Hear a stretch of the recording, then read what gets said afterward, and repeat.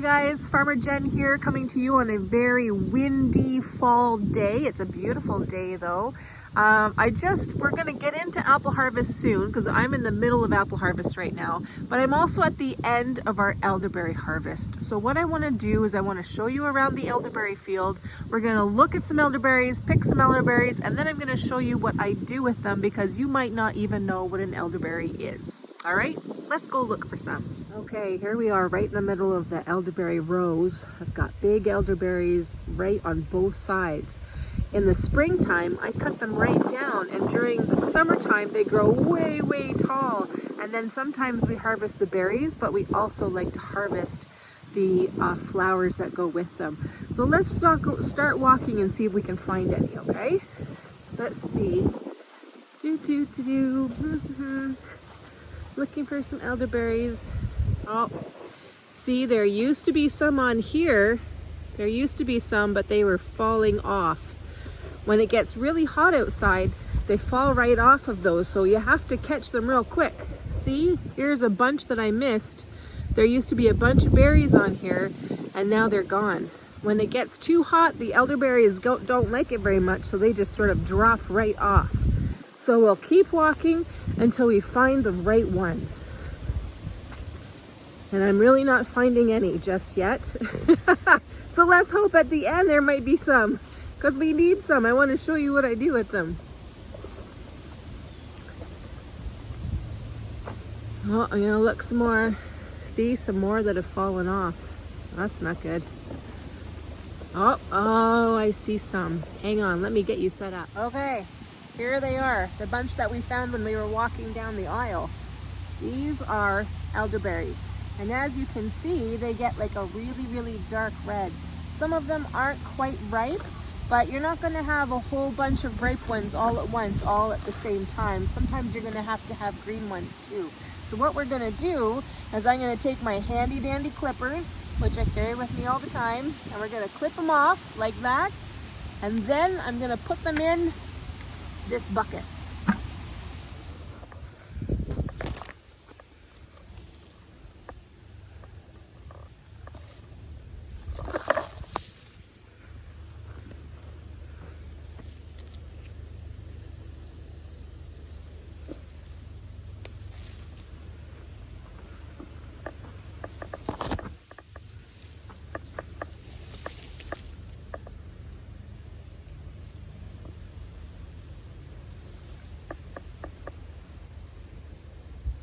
Some of you might be thinking, wow, that's not a lot of elderberries, because we just walked down a whole row and there was only one little bunch that I found. But it is the end of the season and sometimes things are going to drop off. Most seasons, we have a lot of problems with the birds because the birds love to eat the berries. So this year we were really lucky that we had a Cooper's hawk. You should look that up, Cooper's hawk, pretty cool thing.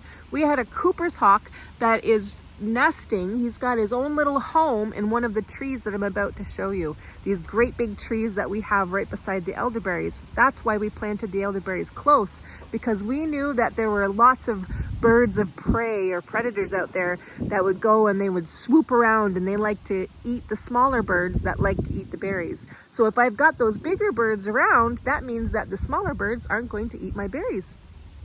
Here we are standing right beside the elderberry bushes, and then there's some apple trees over there, and then all the way down that aisle are these great big huge willow trees. I have willow trees everywhere and they stretch all the way down there too. And these great big willow trees have been around for about 100 years, some of them. That's before my grandpa was born, and that's a long time.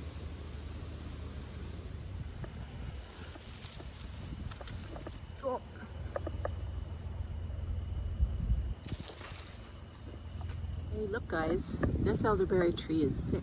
Look at this. You see that? See all those holes? Somebody has been eating my elderberry leaves. So that means that this guy is a little bit sick. You can kind of see, look at the difference between him and then the guy beside him. The guy beside him is big and green and tall, but this guy, He's not very tall, and in fact, he's pretty sick. And look, down here we've got different colors and stuff too. So that's not a good sign. That means that this plant isn't getting as much food as he's supposed to be.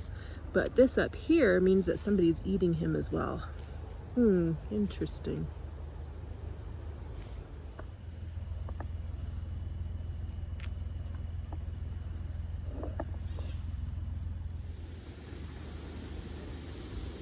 Some of you are probably wondering why I'm not tasting the elderberries as I go and pick them.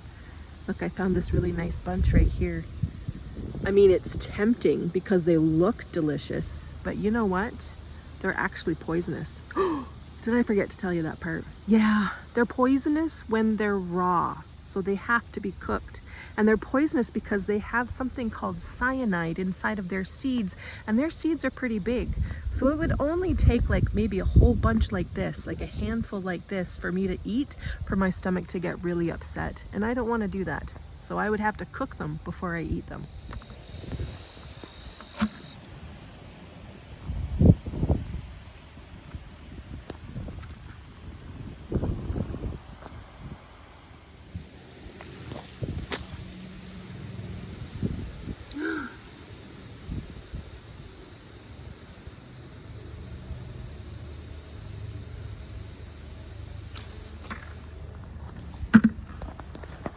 Okay guys, we're all done picking out in the field, and as you can see, I got a whole big bucket full of a whole bunch of elderberries. Now, our next step is to take them off of the stems. There's a lot of stems, just like the grapes have stems, so do the elderberries, and we need to get rid of them. So, I can either take them off in my hand, which I just washed by the way. I can take them off like that and drop them in the bucket, which is clean, or I can use my berry picker.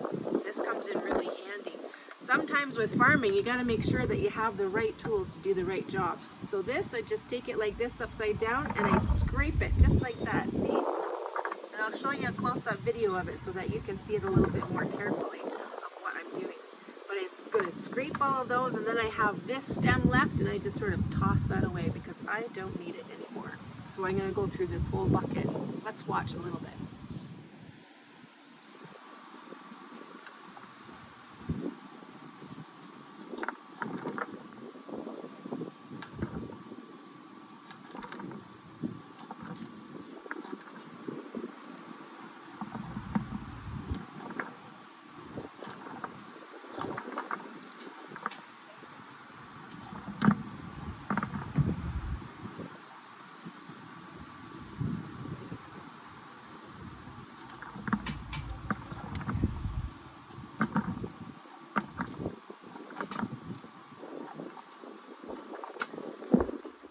All right, we're finally done.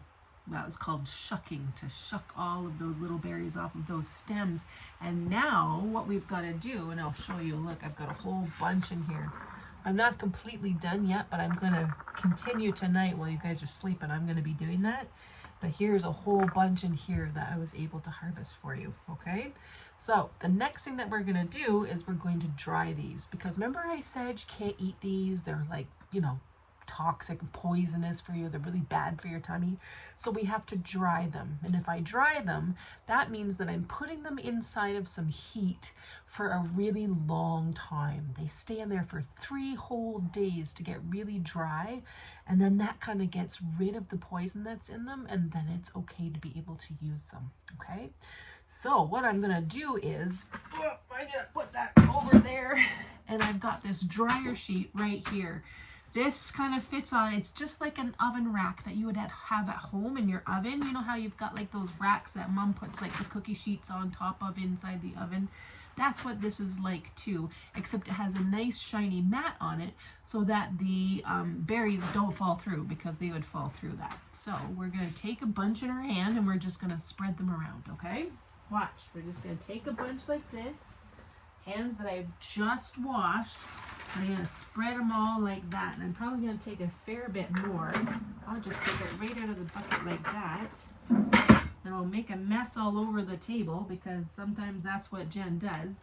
And then I just spread them over top just like that, so they just kind of go lightly over top, just like that.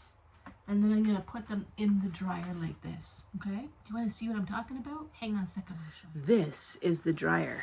See, I've got one part up here, and I've got one part down here too. And this is a huge dryer. It's got a whole bunch of racks in it. Let's see if I can open it up to show you. I have to unlatch that one because I already unlatched the bottom one, and I'll open it up. And inside you'll see that there's a whole bunch of racks in there already. I'm just gonna pull those out and fill them up with berries, and then I'm gonna put them in. And I'm gonna put this rack in right there. Okay, actually here, you guys can help me. We're gonna pick this up without me spilling it all over the place. See, just like that. Okay, this is gonna be very scary. Let's see if I can get it in there without, oh gosh, I just walked into the side. Oh, I had a couple berries already jumping off. And I'm just gonna put it in there, and I just put it, oh phew, I did it. Okay, there's one, and then I have to fill up all of them, all right? And then when we're done that, we're gonna turn it on, okay? All right, hang on a second. All right, now we put all of the berries into the top of the dryer, and then the bottom of the dryer was ready to have the berries come out.